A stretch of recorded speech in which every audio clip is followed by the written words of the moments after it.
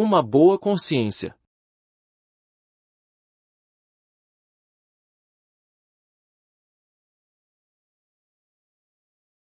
Varões, irmãos, tenho andado diante de Deus com toda a boa consciência até ao dia de hoje. Atos 23:1. Esse é o segredo da vida de Paulo. A consciência a qual ele se refere não é a de uma pessoa irregenerada, mas uma consciência cheia do Espírito Santo. A consciência regenerada do apóstolo em nada o repreende, mas é intrépida para se aproximar de Deus e perfeita em sua comunhão com Ele. Ele age sempre de acordo com ela, e jamais pratica nenhum ato que ela desaprove. Também não permite em sua vida nada que ela condene. Por isso, ele é ousado diante de Deus e dos homens. Quando nossa consciência fica obscura, perdemos a intrepidez. O apóstolo procurou ter sempre consciência pura diante de Deus e dos homens, Atos 24:16, pois, se o coração não nos acusar, temos confiança diante de Deus, e aquilo que pedimos dele recebemos. Porque guardamos os seus mandamentos e fazemos diante dele o que lhe é agradável. 1 João 3:21 e 22. Os crentes simplesmente não reconhecem a grande importância da sua consciência. Muitos pensam que, se andarem segundo o Espírito, tudo estará bem. Não sabem que, se a consciência estiver obscura, ele perderá a intrepidez para se aproximar de Deus. Essa perda, por sua vez, significa distanciamento na comunhão com o Senhor. Na verdade, uma consciência maculada é o que mais impede nossa comunhão intuitiva com Deus. Se não guardarmos seus mandamentos e não fizermos o que lhe é agradável, nosso monitor interno nos reprovará, tornando-nos temerosos diante de Deus e impedindo-nos de receber o que buscamos. Só com uma consciência pura podemos servir ao Criador, 2 Timóteo 1:3. Se ela estiver obscura, certamente afastará nossa intuição espiritual de Deus. Porque a nossa glória é esta, o testemunho da nossa consciência, de que, com santidade e sinceridade de Deus, não com sabedoria humana, mas, na graça divina, temos vivido no mundo. 2 Coríntios 1:12. Esse texto faz referência ao testemunho da consciência. Só uma consciência sem culpa dá testemunho do crente. É bom termos o testemunho dos outros. Contudo, é muito melhor ainda ter o testemunho de nossa própria consciência. O apóstolo afirma que é disso que ele se gloria. Para viver segundo o Espírito, precisamos ter esse testemunho continuamente. O que os outros dizem está sujeito a erro, pois eles não podem ter um conhecimento pleno do modo como Deus nos tem guiado. É possível que eles nos entendam mal, e que seu julgamento a nosso respeito esteja errado, assim como os crentes do passado julgavam erradamente os apóstolos. Algumas vezes também eles podem nos elogiar em demasia e demonstrar uma admiração indevida. Muitas vezes nos criticam quando realmente estamos seguindo o Senhor. Em outras ocasiões, eles nos louvam pelo que vem em nós, embora, em grande parte, isso seja apenas o resultado de uma explosão emocional temporária ou de um pensamento inteligente nosso. Por isso, o elogio ou a crítica na verdade é inconsequente, mas o testemunho da nossa consciência vivificada é importantíssimo. Devemos prestar muita atenção ao modo como ela nos dá seu testemunho. Qual é a avaliação que ela faz de nós? Ela nos condena, afirmando que somos hipócritas. Ou testifica que o nosso viver entre os homens tem sido em santidade e sinceridade de Deus? A consciência afirma que já estamos vivendo de acordo com tudo o que sabemos? Qual era o testemunho da consciência de Paulo? Ela testificava que ele vivia no mundo não com sabedoria humana, mas, na graça divina. E na verdade a consciência só pode testificar disso. Ela briga e insiste apenas em que o crente experimente a vida que deve ser vivida pela graça de Deus, e não pela sabedoria humana. Essa sabedoria nada vale para a realização da vontade e da obra do Criador. Tampouco possui algum valor na vida espiritual do crente. A mente do homem é totalmente inútil no que diz respeito à sua comunhão com Deus. A posição da mente é subordinada mesmo em nossa comunicação com o mundo material. O crente vive aqui na terra exclusivamente pela graça de Deus, e viver pela graça implica uma ação exclusiva dele, sem a participação do homem, Romanos 11:6. Se não vivermos exclusivamente por meio de Deus, não nos permitindo tomar nenhuma iniciativa, nem deixando que a mente nos governe, nossa consciência não testificará que vivemos no mundo em santidade e sinceridade de Deus.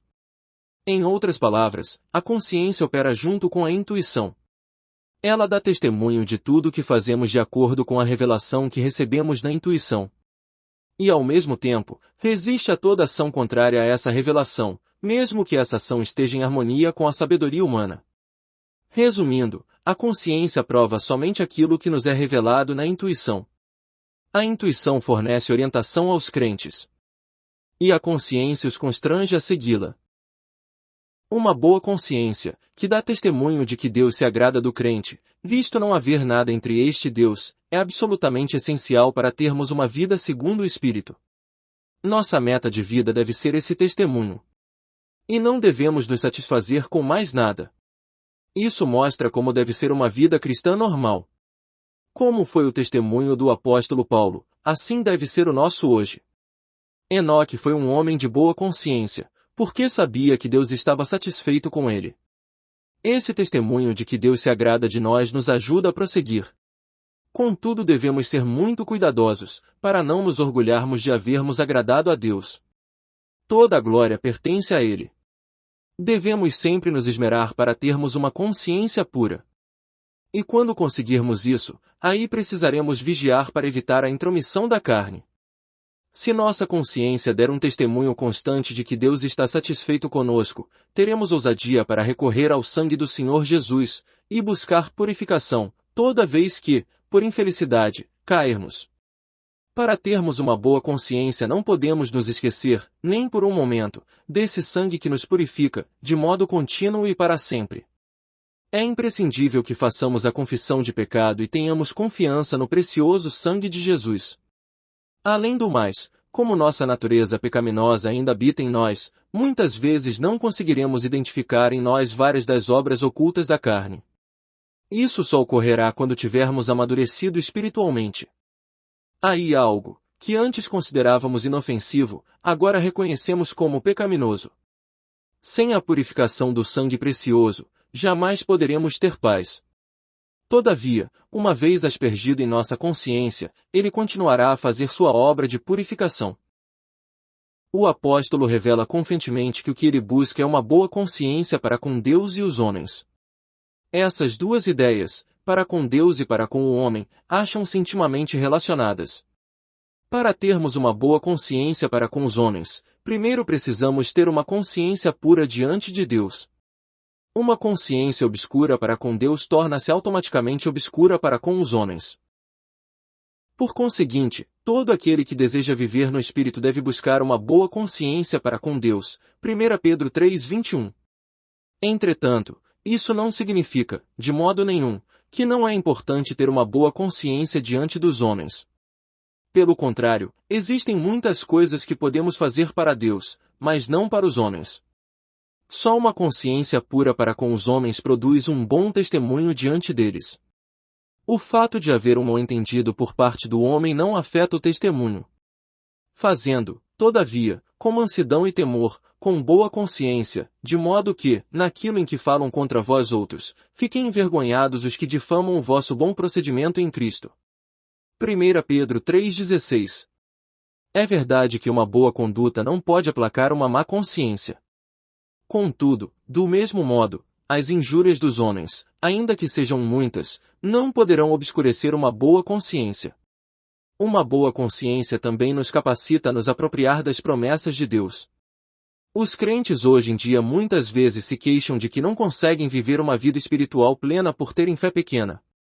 São muitas as razões que impedem que tenhamos uma fé mais forte, e a maior de todas é uma má consciência. Uma boa consciência anda lado a lado com uma fé forte.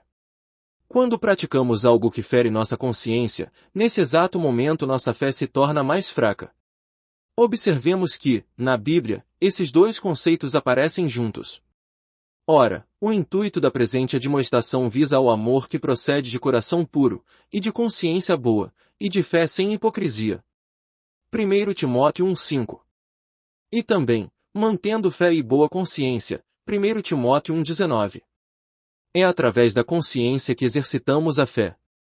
Deus abomina o pecado, pois o ápice da glória de Deus, sua infinita santidade, não o tolera, sequer por um momento.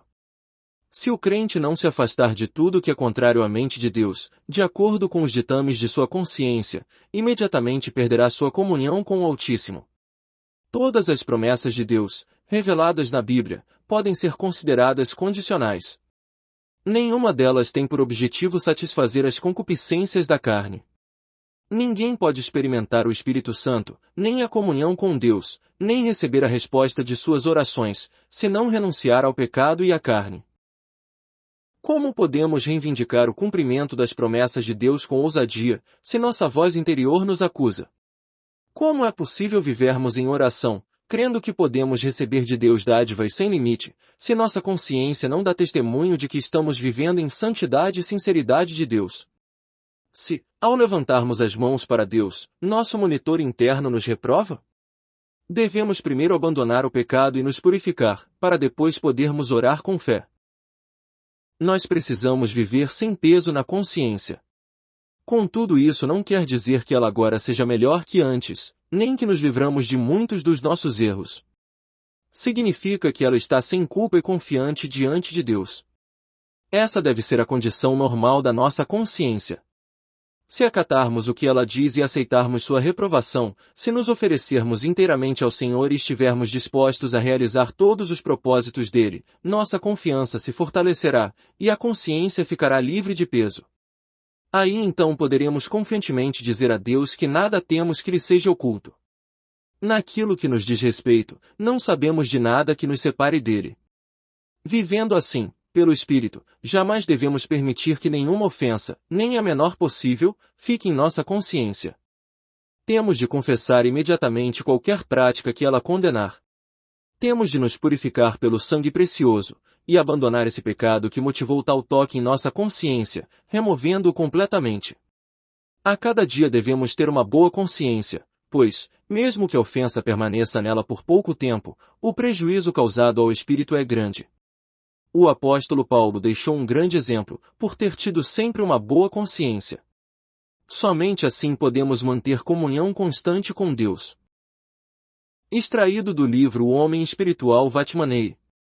Inscreva-se no canal Desfrutar é bem melhor.